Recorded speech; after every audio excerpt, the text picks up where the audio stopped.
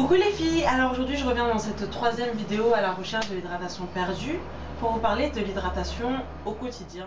Alors comme on sait, les cheveux afro ont besoin de beaucoup plus d'hydratation que d'autres types de cheveux. Mais l'hydratation ne peut être apportée que par l'eau. Alors lorsque vous utilisez par exemple un produit du commerce tout prêt, s'il prétend être hydratant, sa composition doit obligatoirement commencer par l'eau. Donc moi ce que je vous conseille plutôt, c'est de vous munir d'un vaporisateur et régulièrement, donc pas forcément tous les jours, mais régulièrement, de vaporiser vos cheveux avec ce qu'il y aura dedans en fait. Parce que c'est vrai que beaucoup pensent que lorsque les cheveux sont un peu ternes, sont secs, ce qu'il faut faire c'est y mettre de l'huile. Mais en fait pas du tout. Parce que d'ailleurs vous vous en rendez bien compte, si vous mettez trop d'huile sur vos cheveux, ils sont encore plus secs, ils paraissent étouffés et sont encore plus cassants, pas malléables. Donc si vous avez un besoin d'apporter un tout petit peu d'hydratation entre deux shampoings, entre deux soins, ou si tout simplement par exemple vous avez besoin de vous coiffer, vaporisez de l'eau sur vos cheveux, vous verrez, ils vous remercieront. Alors c'est vrai qu'au début, on ne connaît pas trop, on nous dit vapo, ok, de l'eau, mais juste de l'eau. Bah oui, au début, vous compliquez pas la vie, faites-vous juste un vapo d'eau. Après, quand vous apprendrez à mieux connaître vos cheveux, quand vous saurez ce qu'ils aiment ou pas, vous pourrez additionner dans votre vapo d'autres actifs dont je vais vous parler tout de suite, qui vont permettre d'aider encore plus cette hydratation, de la prolonger encore plus, de la renforcer.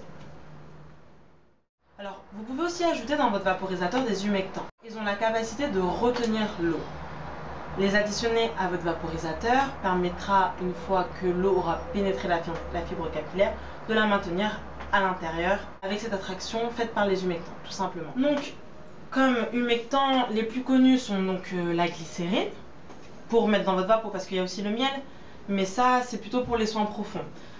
Donc, dans votre vapo, vous allez pouvoir mettre de la glycérine, vous allez pouvoir mettre du jus d'aloe vera. Alors, faites attention, si vous mettez de la glycérine végétale dans votre vapo, il ne faut pas dépasser 10% de la quantité totale, parce que là vous allez avoir l'effet inverse, c'est-à-dire que la glycérine va absorber toute cette hydratation vraiment et votre cheveu ne sera pas hydraté. Alors le jus d'aloe vera ou gel d'aloe vera d'ailleurs, puisque le gel d'aloe vera est tout simplement du jus qu'on a gélifié. Donc si vous utilisez du jus d'aloe vera, il ne faut pas dépasser 5% dans votre vapo. Mais il y a aussi les protéines en fait. Les protéines, certaines protéines ont cette capacité de permettre de maintenir l'hydratation de la fibre capillaire. Dans ces protéines-là, pour celles que j'utilise, donc j'utilise la provitamine B5 et la protéine de soie. Donc la protéine de soie permet aussi donc d'assouplir le cheveu, de le rendre plus malléable, de l'adoucir. Tandis que la protéine B5 permet de rapporter du volume et de fortifier, donc lui vraiment un côté très protéine. Il faut aussi ne pas dépasser 5%. Ce que je fais, moi j'ai un vapo je pense de 150-100 ml maxi, je mets pas plus de 10 gouttes, donc je pense que c'est largement en dessous des 5%, hein.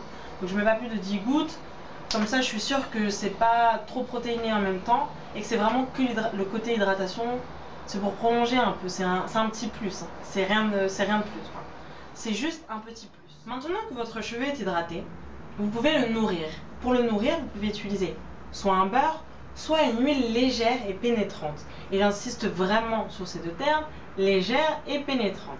Parce qu'une huile, on le sait, permet de sceller l'hydratation, c'est-à-dire d'enfermer le tout ce que vous venez d'apporter, c'est-à-dire eau et humectants, protéines ou autres, dans votre fibre, enfin autour de vos cheveux du moins, pour qu'elles puissent pénétrer tranquillement dans votre fibre capillaire. Donc une fois que vous avez hydraté, puis nourri votre fibre capillaire, comme je vous le disais, il faut vraiment terminer par une huile qui est un peu plus épaisse pour sceller cette hydratation, pour apposer ce film justement imperméable qui permettra à l'hydratation de rester au niveau de votre fibre capillaire.